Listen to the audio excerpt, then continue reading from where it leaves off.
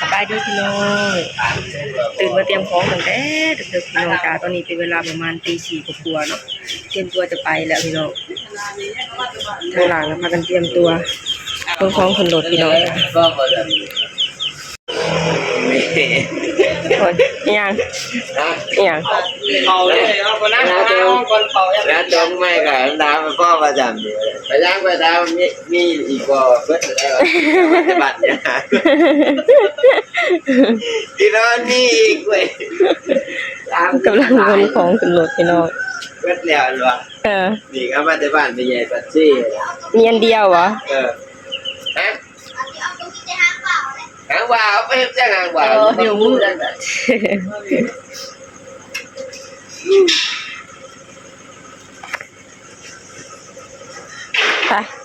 เตรียมพร้อมใครเป็นคนขับมาเนี่ยน้ำครับไปก่อนมันการผ่อนบรรณาสารตีไม่ใหญ่ที่ยอมมาอยากแล้วแดงเตือนไม่ใหญ่ไม่ยอมป่ะพี่น้องเต็มตัวไปนี่คนเครื่องคนของแล้วเรียบร้อยแล้วมีได้ซุ่มว่าอยากตื่นได้ป่ะเนี่ย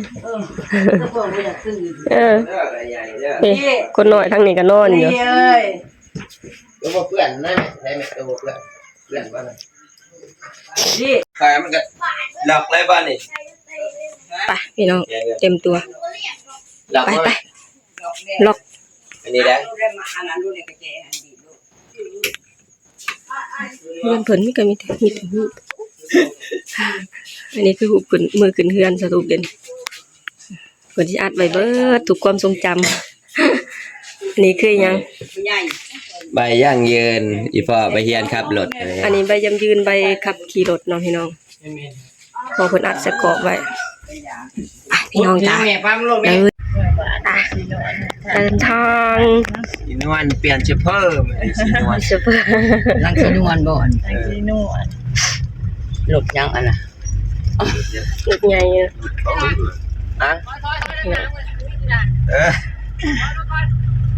ซอยไปเพียงอีก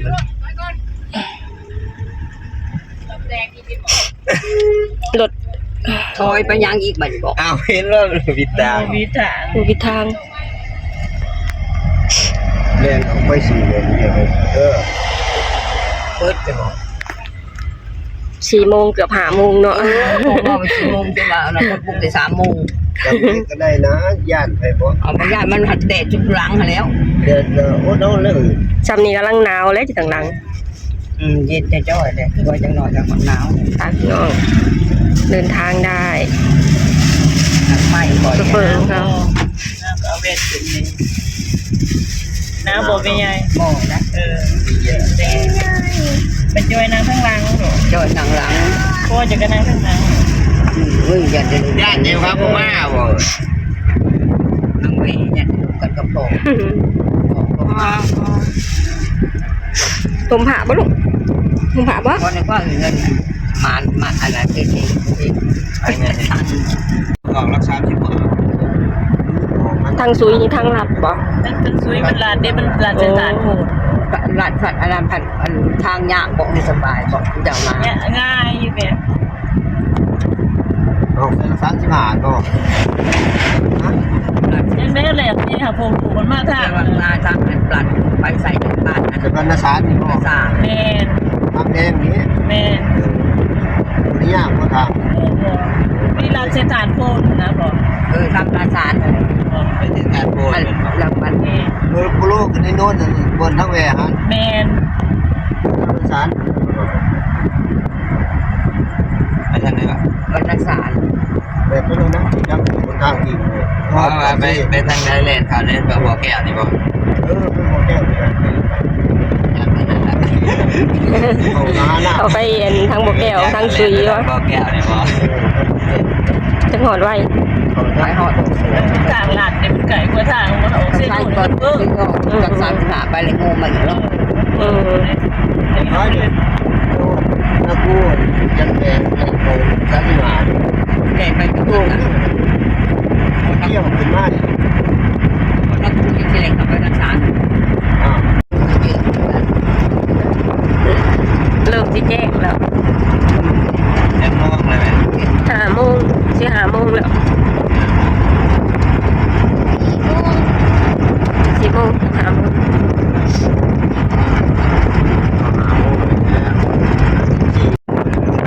ฮอดซุยแล้วเนาะป่ะ สวยแล้ว ซุยแล้วที่5 โมงกว่าฮอดซุย น้ำทะเลแล้ว 9 โมง 10 โมง เออ อ้าวยังอ้าว ตายซุยแล้วพี่น้องน้ำลาย ไปนี่คือนอนหัว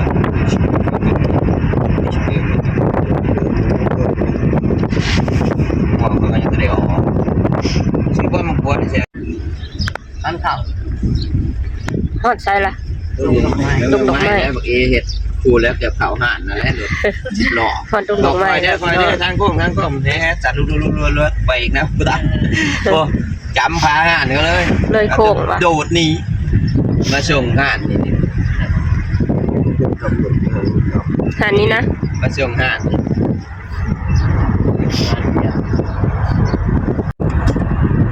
เดี๋ยวรักษาที่หาบ่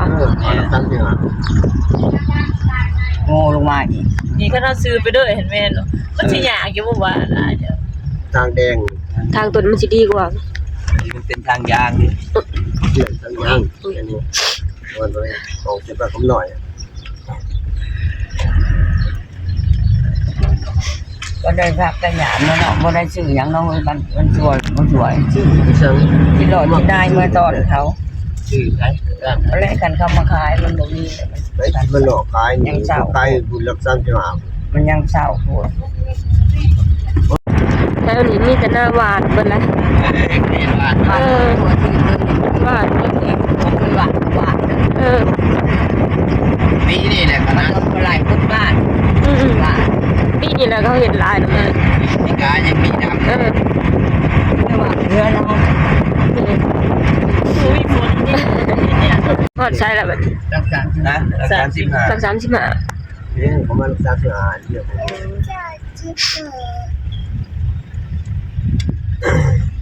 โง่ไปอีกเลยพูดเล่นไป เรื่อง เอา ขึ้น ไป คือ สิ เก่า ทีเดียวคือเก่ามัน มัน3 ทุ่มจังต่อทางถนน ไป มาตัวลูกตื่นแล้ว ถ้าอุทธรณ์แล้วมันตัดซื้อขึ้น แมวตื่นแล้ว จะกระดิกดิว่างแฟนพวกนั้น เคยไปจักเทื่อให้ครับรถไปเองเสื้อปีแต่มีผู้ขอทาง มุ่งหน้าไปปากเซ่เลยบ่บัดนี้ หนาเป็นบาดเซ่เลยพี่น้องไปพี่น้อง คนขับเพิ่นบ่เคยไปบ่ ครับเคยไปจักเทื่อ คนเคยขับเพิ่นคนเคยไป นั่งกินข้าวจะพร้อมรถ เจ้าของรถเพิ่นนั่งอยู่กับบ้าคนหูทาง คือไรไปนั่ง ให้คนหูทางครับบ่เข้าใจแล้วนะ มันปักซอง ฮอดปากซอง ปักซองละ5 ปากซองละ5น้ำ แม่นอีกประมาณ70โลจะก่อนปักนี่ 170 กิโล เนี่ย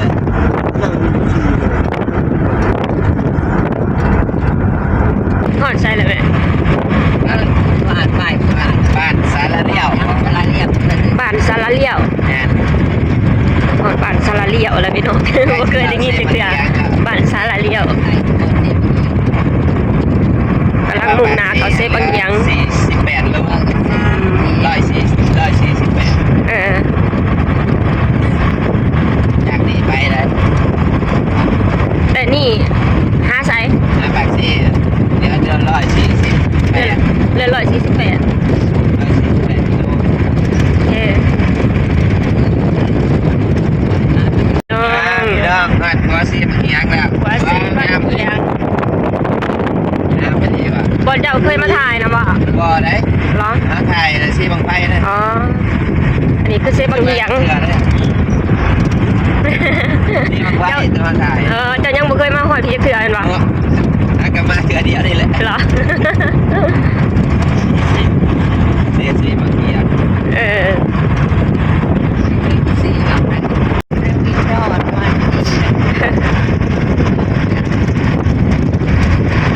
ฮอดใช่ละ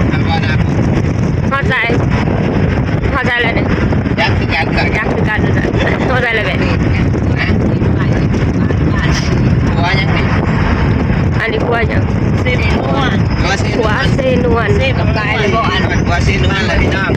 มันมีกายเลยค่ะโอ้ปไง กว่างามนะผัวนะ ถึงกายแล้ว ได้แล้ว กายแดง เอาไปเลี้ยงหายเลี้ยงหายเลย เดี๋ยวหาให้กัน จะมีตลาดเนาะ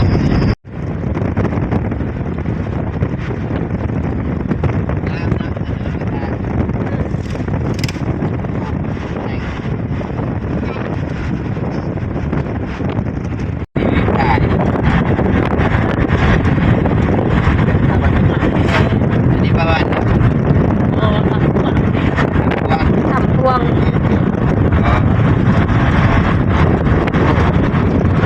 ตัวทำขวางนี่ก็สักครึ่งนึงแล้ว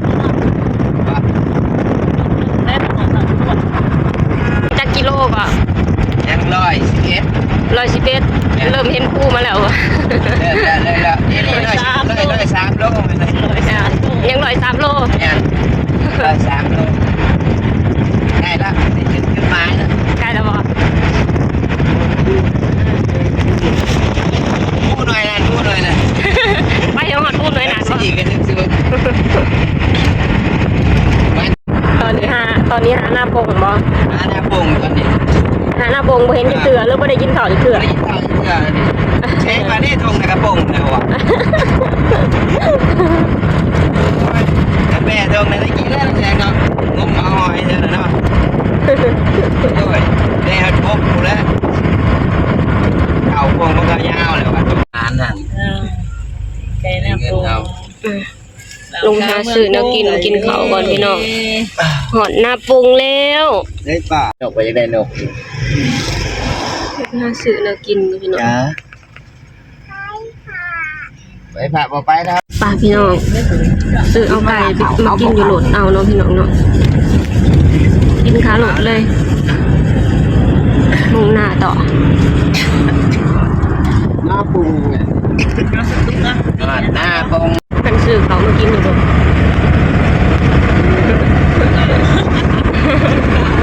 ข้าว ไก่ลูกไก่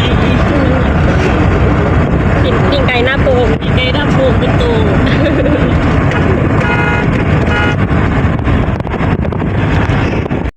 น้องธรรมศาสตร์งามมีแต่พูดแต่พา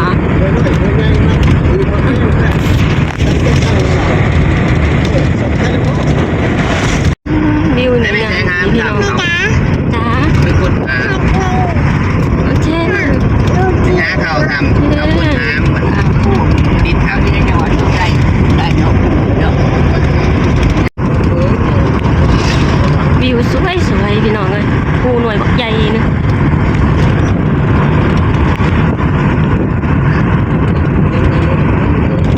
จากโลนะ 40 อีก40 โล 40 รอบเดินเข้าไม้แล้ว ใกล้แล้วบ่ ใกล้แล้ว ใกล้ถึงเนาะ กูไกลเติบเลยเกือบ200ป้าอยู่แล้ว ป้าเนาะ3 ชั่วโมงฮอดแล้วสั่นออกมาตั้งแต่ ที่แต่จะดีกับจ้าสุด ตั้งแต่ได้4 เรียนซ่าแล้วว่าเรียน เอาเด็ก ใช่เลย ตัดซี่ เขาปักเซ่หรอบ่ เขาปักซี่ เขาปักเซ่แล้วพี่น้อง พี่น้องไปได้ ปักเซ่แล้ว เคยมาเที่ยวครับมาเจอนะ หมดเลยทำมาสุดทางบ่เขาใช่อะไรนี่เขาใช่อะไรนี่ เนี่ยแล้วเนี่ยพี่จะกิโล เออ ไปนอนสนามบินปักซี่ ใช่ถนนอยู่ไทยเนาะ คือแบบเดียวกับที่ไทย แม่น ไทยเดียวเลยจะเลื่อนกว่าบ้านเราเลย งามอีกแต่ว่ากว้างดีอะนะ เมืองเราเขาไม่ เดี๋ยวได้ มีถนน2 เลนมีถนน2 เลนทำอยู่ไทยเลยน้อยเนาะ เส้นรองกับเส้นขึ้น เออ วันนี้มีรถสวนเนาะ ถ้าปักโซ่กันเนี่ยคือกันได้ค่ะแต่บริคอนจริงแต่ว่าโซ่สิบแบบ แต่บริขันกลางแต่ว่าเป็นเรื่องภายในนะ แต่บ่มีแนวขันกลาง ตำหัวอยู่ เขาเจ้าจัดงามเนาะ เดี๋ยวสาย งามเนาะ ดีวะ คอยด้วยตีไฟเขาเด้อ เขาตัวเมือง เป็น แล้ ไปทุกคนกับ ว ว่าขันนะ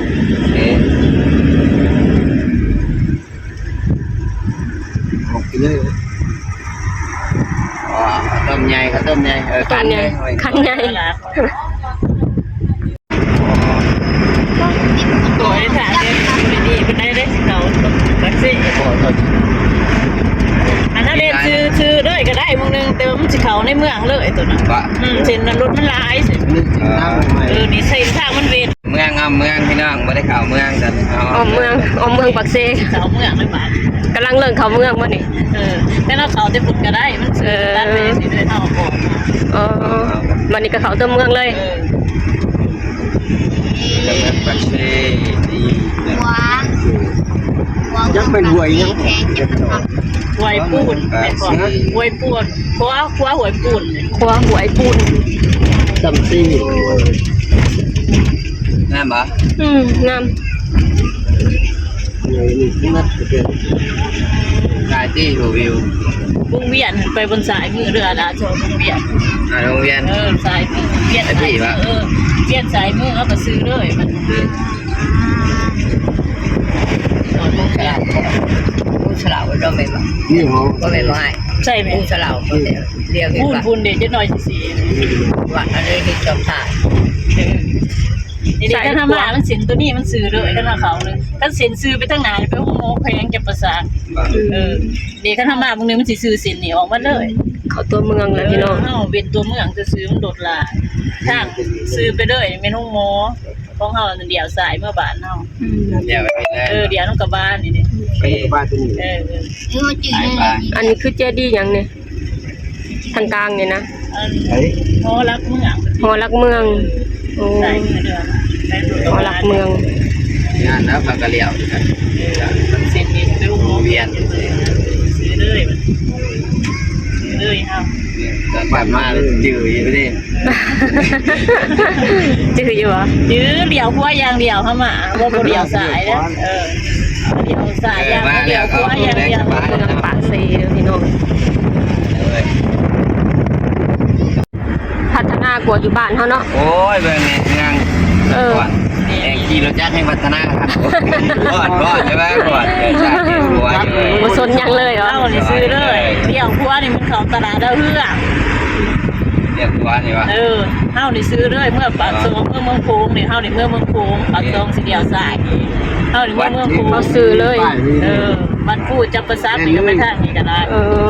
บัตรผู้จำปาสัก นี่เรือนหลังใหญ่นี่ที่ว่า หลังใหญ่ ลูกฟิตผมฟิตผม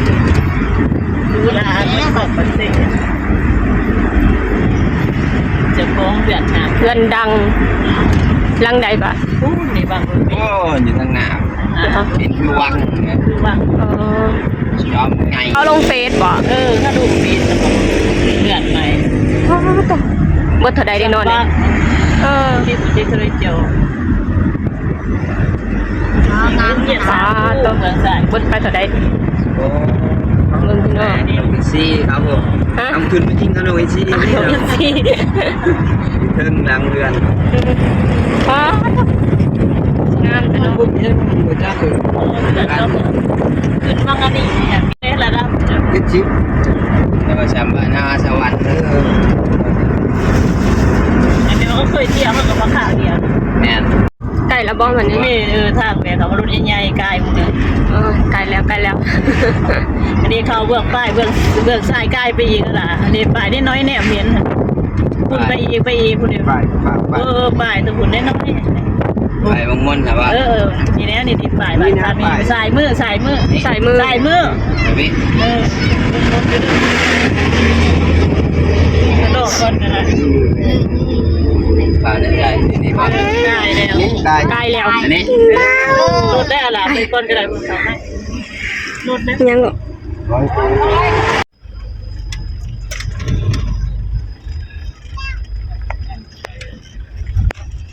เจ๊งจื้อว่าวันนี้หอดเนี่ย จื้อเลย คือแล้ว ได้ทำจื้อตอนนี้ จืดเนาะจืดเรือนได้ เอ้ย ปกติ ปกติเท่านั้น ดูใหม่ นอน นี่ แล้วพี่น้องค่ะ เรียกก่อนนี้เลย ลูกเอ๋โมซิเดลเลย บนกระพู การจดกับ มาแล้วนี่ เครื่องลงง่าย เรือนใหม่ ไปห้องวะ เดี๋ยวว่าซื้อมา ม้ามันคือผู้เจ้า ไปเลี้ยงมันซะแต่ละ เอ้ย เราเลี้ยงที่มะเขือเขา นี่ใจเกิน โอเค เต้ว แล้วโอ้ยหอดจนได้พี่น้องจ้ากว่าจะหอดได้ ขอแก้ข่าวเด้อบอกว่านั่งรถประมาณ3 ชั่วโมงหอดเนาะพี่น้องอันนี้ออกรถตี 4 5 6 7 8 9ตอนนี้จังโมงล่ะ 9 โมงครึ่ง 9 โมง9 โมงครึ่งวันนี้เฮาออกมาประมาณตี 4 กว่า นี่ ๆตัวเกือบ6 ชั่วโมงนะพี่น้อง เพราะว่าก็ง่ายว่าบ่ได้แล่นรถบ่จักทางเนาะ แม่น เลยแล่นช้านี่คันหายเพิ่นแล่นมันสิ คนขับกะบ่ฮู้จักทางแน่เนาะพี่น้องเนาะขอแก้ข่าวเด้อที่ว่าอัน 3 ชั่วโมงนะพี่น้องสรุปแล้ว6 ชั่วโมงเด้อพี่น้องจ้าคือแบบว่ามากะค่อนข้างแบบว่าเมืองปากเซ่กะค่อนข้างเป็นเมืองที่ค่อนข้างใหญ่เนาะพี่น้องเป็นเมืองที่ค่อนข้างแบบว่าอันทันสมัยหรือแบบว่าพัฒนากว่าอยู่บ้านของสตุงเนาะพี่น้องแล้วเบิ่งจากเส้นทางที่เขามากะแบบว่าพอเขามาฮอดตัวเมืองแล้วเส้นทางของเขาเจ้านะกว้างใหญ่เนาะพี่น้องแบบคล้ายๆแบบเป็นเส้นทางอยู่ที่ประเทศไทยเลยพี่น้องมี2 เลนเนาะพี่น้องเนาะแต่ว่าความพัฒนาก็ยังบ่ซ้ำประเทศไทยเนาะพี่น้องเนาะนี่แหละพี่น้องอันนี้ก็เพิ่งจะมาฮอดบ้านฮอดเฮือนพี่น้องจ้าส่วนบ้านเฮือนของเจ้าก็กว้างค่ะพี่น้องพื้นที่บ่พื้นที่เฮือนนะนี่พี่น้องก็คงกว้างเลยพวกฟ้ากว้างคักอะเลยพี่น้องเอ้ยกว้างแบบว่าเบิ่งแล้วก็มันสบายหูสบายตาเนาะพี่น้องเนาะนี่แหละพี่น้องอันนี้ก็เพิ่งจะฮอดเนาะพี่น้องมื้อนี้ก็จะพากันพักผ่อนเนาะพี่น้องว่าแล้วก็มาเบิ่งกันอีกทีว่าจะได้พากันไปเที่ยวตอนใดเนาะพี่น้องแต่ว่าการไปเที่ยวนี่ก็ต้องเบิ่งอีกทีว่าคนที่จะพาไปเที่ยวนะเขาเจ้าจะว่างหรือบ่เนาะพี่น้องเพราะว่าทางลุงของเจ้าตุ๊กเพิ่นก็จะต้องไปเฮ็ดเวียกเฮ็ดงานของเพิ่นแล้วเนาะพี่น้องเนาะถ้าเบิ่งอีกทีพี่น้องจ้าว่าจะได้ไปเที่ยวมื้อใดพี่น้องถ้าหากว่าจะได้ไปเที่ยวถ้าหากว่าได้ไปเที่ยวแล้วสตุ๊กก็จะถ่ายให้พ่อแม่พี่น้องเบิ่งไว้นํกันเนาะพี่น้องสถานที่ท่องเที่ยวอยู่ที่เมืองปากเซเนาะพี่น้องเนาะเป็นครั้งแรกของสตุ๊กที่เคยได้มาเนาะพี่น้องเนาะโอเคพี่น้องสำหรับคลิปนี้สตุ๊กเองก็จะขอจบลงเท่านี้ก่อนเด้อฝากให้พี่น้องช่วยกดไลค์กดแชร์กดติดตามให้ช่องสาวตุ๊ก Channel เด้อ